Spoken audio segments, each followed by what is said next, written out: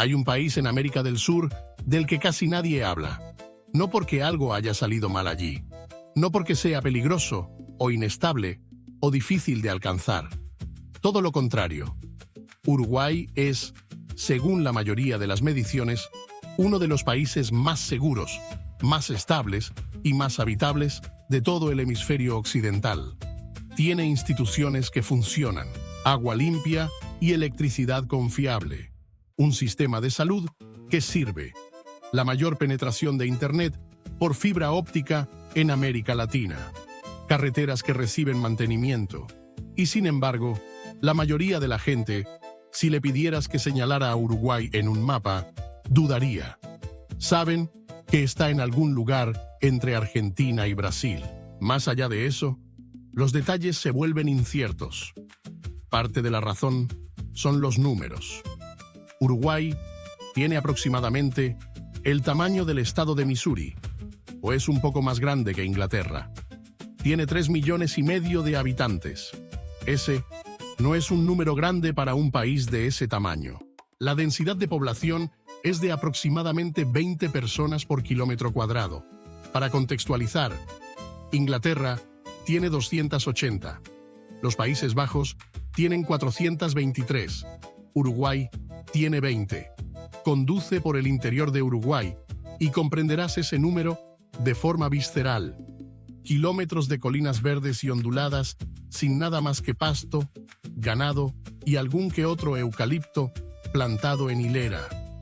Pueblos pequeños espaciados lo suficientemente entre sí como para que el camino entre ellos se sienta, durante largos tramos, completamente sin referencia humana. Estancias, los grandes ranchos ganaderos que han definido este paisaje durante 3 siglos, asentadas al final de caminos de tierra que desaparecen en el verde. Casi el 60% de todos los uruguayos viven en Montevideo o sus alrededores, la ciudad capital en la costa sur. El resto del país, la gran mayoría de su territorio físico, existe con una densidad de la que el mundo moderno se ha alejado en gran medida. No porque sea inhóspito, sino porque la gente se fue. Y ahora, silenciosamente, sin anunciarse, Uruguay está comenzando a recibir personas que se mueven en la dirección opuesta. Jubilados de los Estados Unidos, de Alemania, de Francia, del Reino Unido.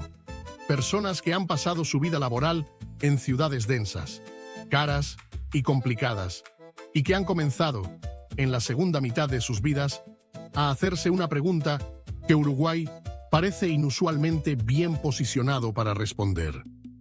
¿Cómo se sentiría vivir en un lugar que te deja en paz? Este es Uruguay, el país que apenas aparece en el mapa de la conversación mundial y que exactamente por esa razón se está convirtiendo en uno de los secretos mejor guardados de las Américas.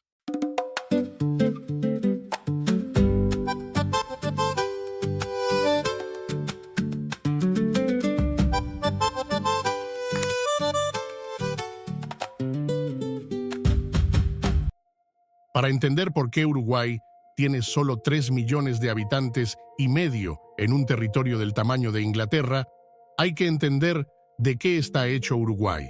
Uruguay es casi en su totalidad pastizal. El término técnico es pastizal templado, o en el contexto regional, la pampa, la vasta llanura ondulatoria de suelo profundo que se extiende por el sureste de América del Sur en uno de los paisajes más productivos desde el punto de vista ecológico, pero visualmente más sutiles de la Tierra.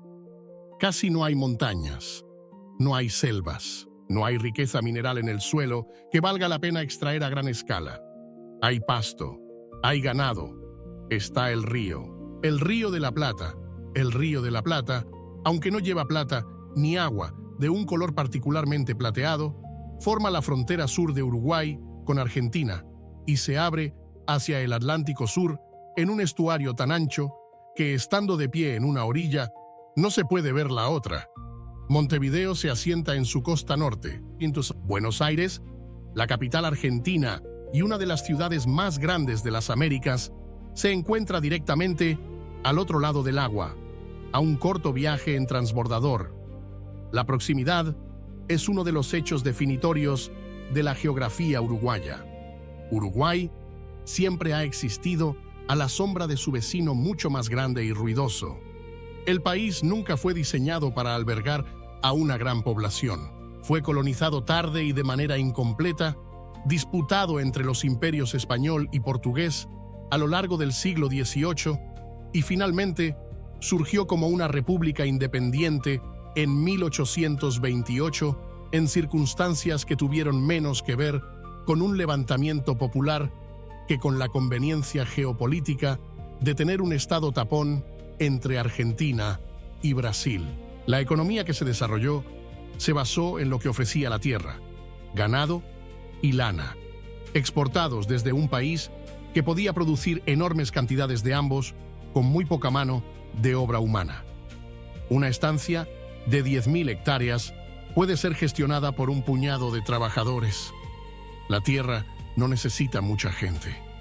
Nunca la necesitó. Y así, a diferencia de las ciudades de Europa o de la costa este de América del Norte, Uruguay nunca desarrolló la base industrial que habría atraído a la gente del campo hacia centros urbanos densos, en grandes números. En cambio, la gente se fue. A lo largo del siglo XX, las crisis económicas, la inestabilidad política durante la dictadura que gobernó el país entre 1973 y 1985, y la simple fuerza de gravedad de economías más grandes empujaron a los uruguayos hacia el exterior, a Argentina, a Brasil, a España, a América del Norte. La emigración fue lo suficientemente significativa como para que la diáspora uruguaya, las personas de origen uruguayo que viven fuera del país, se estime comparable en tamaño a una fracción importante de la población nacional. Lo que quedó atrás fue un país con buenos cimientos y una población pequeña. La democracia se restauró en el 85. Las instituciones se reconstruyeron. Una economía que, aunque modesta, se encontraba entre las más estables de América Latina. Y una cultura que había absorbido la pérdida y las dificultades suficientes para desarrollar lo que los uruguayos describen con moderación como una relación filosófica particular con el ritmo de la vida. El pasto sigue ahí, el ganado sigue ahí, las estancias siguen ahí. Y la pregunta de qué hacer con todo ese espacio se ha respondido de manera diferente en las últimas 2 décadas que en el siglo anterior.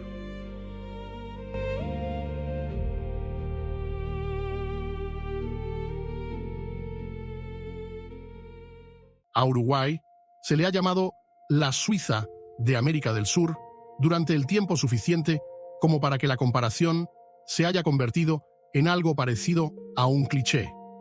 Como la mayoría de los clichés, contiene más verdad de la que el uso excesivo le ha quitado. La comparación no es sobre montañas, relojes o chocolate. Es sobre lo que Suiza representa en la imaginación política de una determinada generación. Un país pequeño que decidió hacer de la estabilidad su principal exportación, que construyó sus instituciones con cuidado y las mantuvo de manera constante, y que se convirtió, como resultado, en un lugar donde las cosas funcionan, y a la gente generalmente se la deja sola para vivir sus vidas sin que el gobierno o sus vecinos hagan eso más complicado de lo necesario. Uruguay es, según la mayoría de las mediciones independientes, la democracia más estable de América Latina. Las transferencias de poder han sido pacíficas a lo largo de las décadas. El Estado de Derecho funciona. La corrupción, aunque no está ausente, opera a niveles muy inferiores a los de la mayor parte de la región. La prensa es libre, los tribunales son independientes, los servicios públicos, agua, electricidad, internet, son confiables de una manera que cualquiera que haya pasado un tiempo significativo en otras partes de América del Sur reconocerá como genuinamente distintiva. También fue, en 2013, el primer país del mundo en legalizar y regular por completo el mercado de cannabis a nivel nacional. No como un experimento, sino como una política aprobada por una legislatura democrática e implementada a través de farmacias reguladas por el Estado. Fue el segundo país de las Américas en legalizar el matrimonio entre personas del mismo sexo. Ha tenido un Estado laico desde 1918, cuando la Iglesia y el Estado se separaron formalmente, lo que lo convirtió en uno de los primeros del hemisferio en hacerlo. Para los jubilados que llegan de los Estados Unidos y Europa, el paquete práctico que ofrece Uruguay es lo suficientemente específico como para haber generado su propia pequeña industria de consultores de reubicación y foros de expatriados. El sistema de salud tiene un nivel privado, llamado mutualistas, que brinda acceso a una red de atención completa por entre 100 y 200 dólares estadounidenses al mes. La vivienda en Montevideo es significativamente más barata que una de calidad comparable en cualquier ciudad de América del Norte o de Europa Occidental. El clima es templado con 4 estaciones, con inviernos suaves y veranos cómodos, sin los huracanes o terremotos que afectan a gran parte del resto de las Américas. Y luego está la cuestión fiscal, que es la que tiende a aparecer primero en cualquier conversación sobre por qué determinadas personas eligieron Uruguay. Uruguay opera bajo un sistema tributario territorial. Los ingresos obtenidos fuera de Uruguay, una pensión, un pago de seguro social, los ingresos por alquiler de una propiedad en otro país, los dividendos de una cartera de inversiones, no pagan impuestos en Uruguay. Un nuevo residente que llegara antes de 2026 recibía una exoneración de 10 años para todos los ingresos de capital de fuente extranjera. Las reglas se ajustaron ligeramente a partir de 2026 en adelante, vinculando la exoneración a ciertas condiciones de inversión local. Pero el principio fundamental se mantuvo.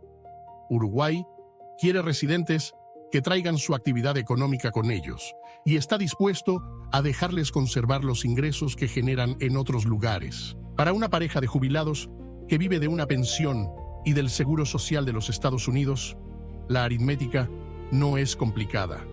No pagan impuestos uruguayos por esos ingresos. Su atención médica cuesta una fracción de lo que costaría un seguro privado estadounidense con una calidad equivalente. Su alquiler, particularmente fuera de Montevideo, en las ciudades costeras más pequeñas que se han vuelto populares entre los residentes extranjeros, es manejable con unos ingresos de jubilación que estarían bajo una presión significativa en California o Londres. Uruguay no es barato de la manera en que lo son algunos países de América del Sur.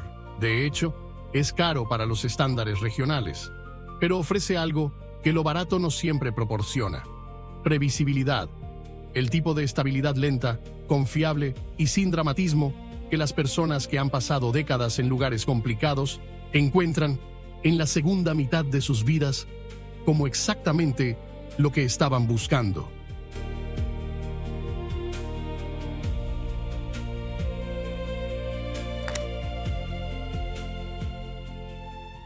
Montevideo tiene un paseo marítimo. Este hecho suena común hasta que uno lo ve. La Rambla se extiende por 22 kilómetros a lo largo de toda la costa sur de la ciudad, desde el antiguo puerto, en el este, hasta los tranquilos barrios residenciales del oeste, bordeada de parques, playas, miradores y algún que otro gimnasio al aire libre, utilizados a todas horas por todo el espectro social de la ciudad, de una manera que la mayoría de los paseos costeros del mundo logran solo en una parte de su extensión. La gente camina por la Rambla por la mañana con su termo de mate, la bebida de hierbas amargas que los uruguayos consumen a través de una bombilla metálica desde una calabaza que llevan consigo en todo momento, rellenándola continuamente desde el termo, ofreciéndola a los amigos que encuentran, tratando el acto de compartir el mate como un ritual social tan arraigado en la vida diaria que funciona como saludo y conversación a la vez. Una persona que camina por la Rambla con su mate a las 8 de la mañana no está haciendo nada inusual. Está haciendo lo que la gente hace aquí. Montevideo tiene una población de alrededor de 1,5 millones de personas, lo que la convierte por mucho en la ciudad más grande de Uruguay y también en la capital más pequeña de América del Sur. Buenos Aires, directamente al otro lado del río, tiene 15 millones en su área metropolitana. São Paulo tiene 22 millones. La escala humana de Montevideo no es accidental, ni está subdesarrollada. Es la cualidad más consistente de la ciudad.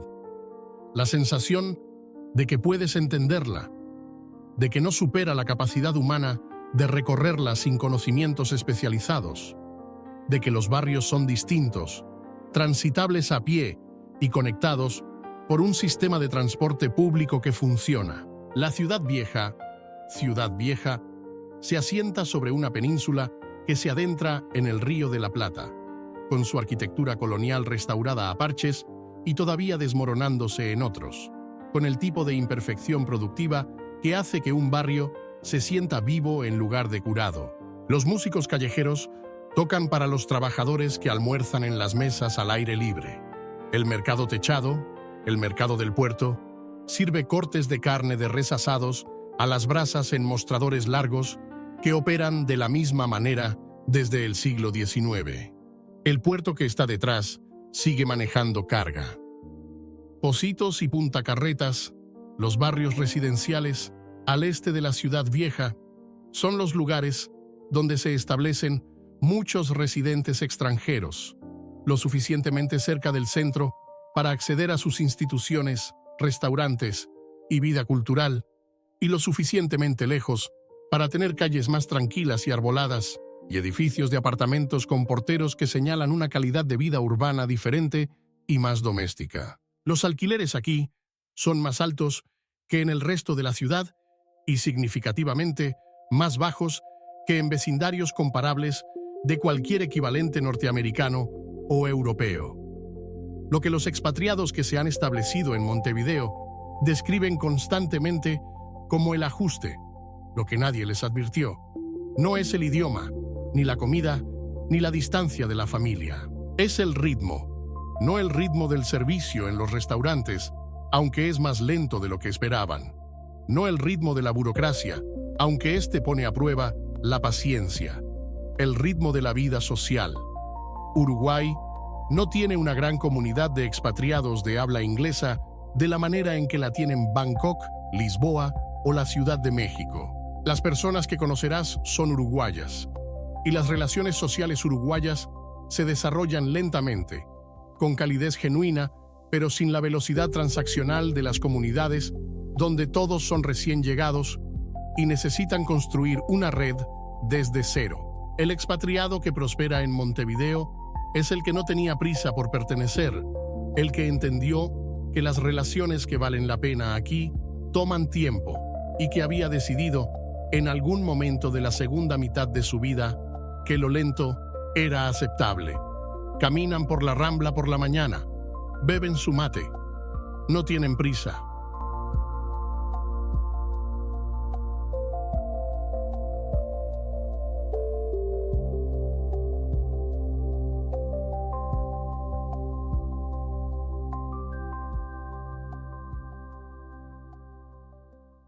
A 1 hora al este de Montevideo, la costa cambia de carácter. La ciudad va quedando atrás y la carretera atraviesa pueblos que existen principalmente para el verano. El largo verano del hemisferio sur, de diciembre a febrero, cuando uruguayos y argentinos descienden a las playas en volúmenes que transforman temporalmente estos lugares tranquilos en algo bullicioso y cálido. Luego termina la temporada, los visitantes se van y los pueblos regresan a las personas que viven allí durante todo el año. Atlántida, La Paloma, Punta del Diablo, cada uno con su propio carácter, cada uno significativamente más tranquilo en los meses en que los turistas se han ido. Bosques de pinos y eucaliptos, plantados hace un siglo como cortavientos y proyectos de embellecimiento, forman ahora densas arboledas detrás de largas y vacías playas del Atlántico. El agua es más fresca que la del Caribe. Las playas no son de las que se llenan de sombrillas, son de esas en las que caminas durante 20 minutos en cualquier dirección y no ves a nadie. Punta del Este se asienta en el extremo oriental de la costa sur de Uruguay, una península que se adentra en el Atlántico con un puerto a un lado y el océano abierto al otro. En temporada, Punta del Este es uno de los destinos turísticos más elegantes de América del Sur y atrae a argentinos y brasileños adinerados a sus torres de apartamentos, restaurantes y clubes de playa. Fuera de temporada, es algo diferente, una versión de sí misma más pequeña, más tranquila y más honesta, donde los residentes permanentes de la temporada baja entienden que tienen algo que las multitudes del verano no poseen. Conduce hacia el interior desde cualquier punto de la costa, y a los 30 minutos el mar desaparece y el campo toma el control. Campo es el término uruguayo para el interior rural. No un peyorativo, no una descripción de pobreza, sino la descripción de un tipo específico de paisaje y un tipo específico de vida en torno al cual el país se ha organizado durante 3 siglos. Colinas verdes y onduladas, ganado, el pueblo ocasional de unos pocos miles de habitantes construido alrededor de una iglesia, una plaza y la infraestructura de una economía agrícola, un elevador de granos, una tienda de suministros veterinarios, una cooperativa. Las estancias del interior se han convertido, en los últimos años, en una de las atracciones inesperadas para un tipo particular de visitante y residente. Algunas se han convertido en alojamientos boutique, no en la versión temática y teatral de la vida rural, sino en verdaderas estancias ganaderas en funcionamiento que han añadido un ala de invitados y ofrecen la experiencia de una operación que sigue funcionando, estén o no presentes los huéspedes. Te despiertas por la mañana y el gaucho, el jinete, el vaquero trabajador del Cono Sur, ya está en el campo. El ganado ya se está moviendo. El mate ya está listo. El gaucho no es un disfraz en Uruguay. Es la persona que gestiona la tierra, que alimenta al país. El sombrero de ala ancha, los pantalones holgados metidos dentro de las botas, el cuchillo llevado en el cinturón, como una herramienta de trabajo más que como una pose. Estas son las ropas de un oficio, usadas porque funcionan en el entorno físico específico del campo uruguayo. La tradición de la cultura gauchesca, incluyendo su música y su relación particular con los caballos, se protege y se practica en Uruguay con el tipo de continuidad natural que existe en los lugares que no han necesitado reconstruir un patrimonio porque nunca lo perdieron. Entre la costa, el campo y las pequeñas ciudades del interior, Uruguay ofrece una variedad de entornos del tamaño de un país para una población lo suficientemente pequeña como para que ninguno de esos entornos esté particularmente concurrido. Para las personas que llegan aquí, en la segunda mitad de sus vidas, esa combinación, espacio, estabilidad, un clima templado sin ser extremo, una cultura que es genuinamente acogedora una vez que se le da tiempo, es el paquete específico que estaban buscando y que no sabían que podían encontrar en América del Sur.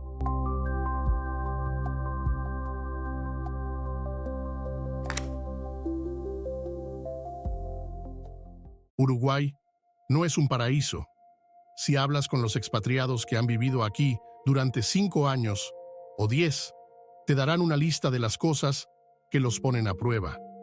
La burocracia puede ser lenta y literal y requerir sellos físicos y múltiples visitas a oficinas que operan en horarios del siglo XIX.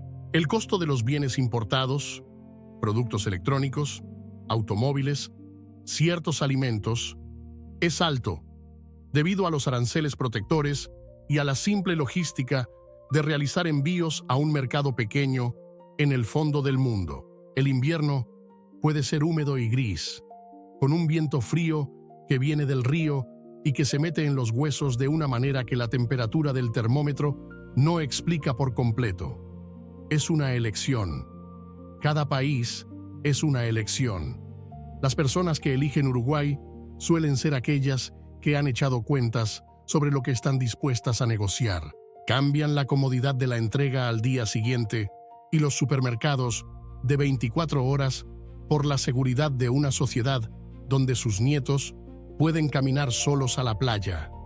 Cambian la emoción y la variedad de una metrópolis global por la paz de un barrio donde el tendero se sabe su nombre después de un mes. Cambian la complejidad de un sistema fiscal que cambia con cada viento político por la previsibilidad a largo plazo de un sistema territorial que no toca sus ingresos extranjeros. Uruguay no intenta convencerte. No se promociona con el marketing agresivo de algunas islas del Caribe o de los programas de visas de oro europeos. Simplemente está ahí, ofreciendo un conjunto específico de condiciones que se han mantenido consistentes a través de las crisis globales, la inestabilidad regional y los cambios económicos. Hay una palabra que los uruguayos usan para describir su estado de ser ideal. La palabra es tranquilo. Se traduce como quieto, o calmo, o pacífico, pero ninguna de esas palabras capta del todo el peso que tiene aquí. Tranquilo es un valor social. Es la cualidad que buscas en un vecino, en un político, en un socio comercial. Es lo opuesto a lo ostentoso. Es lo opuesto a lo ansioso. Uruguay es un país que ha decidido colectivamente que hay cosas más importantes que el crecimiento máximo o la atención global. Ha construido una sociedad que es modesta, estable y notablemente decente. Un país donde el presidente conduce un viejo escarabajo de Volkswagen y vive en su propia casa en lugar de en un palacio. Un país donde la gente más rica vive en vecindarios que parecen cómodos en lugar de exclusivos. Para los jubilados que han encontrado su camino aquí, Uruguay es una riqueza silenciosa. Rico en espacio, rico en tiempo, rico en el tipo de seguridad que te permite dejar la puerta sin llave en los pequeños pueblos a lo largo de la costa. Es el país que apenas aparece en el mapa de las crisis y los dramas del mundo. Y para la gente que vive aquí, ese es exactamente el punto. Uruguay permanece al margen de la conversación mundial, un tranquilo amortiguador verde entre gigantes, conforme con su anonimato. Es un recordatorio de que a veces los mejores lugares para vivir son aquellos que el resto del mundo no tiene prisa por encontrar. Pero mientras algunos lugares eligen una estabilidad tranquila, otros son moldeados por un momento singular y dramático de destrucción, quedando abandonados a los elementos. En nuestro próximo video, viajaremos al lado opuesto de las Américas, a un pueblo en Pensilvania que fue literalmente consumido desde abajo, donde un incendio ha estado ardiendo bajo las calles desde 1962, convirtiendo a una comunidad bulliciosa en un pueblo fantasma tóxico. Acompáñanos la próxima vez mientras exploramos las calles olvidadas de Centralia. Gracias por ver The Map. Si disfrutaste de este viaje, por favor, suscríbete y nos vemos en el próximo paisaje.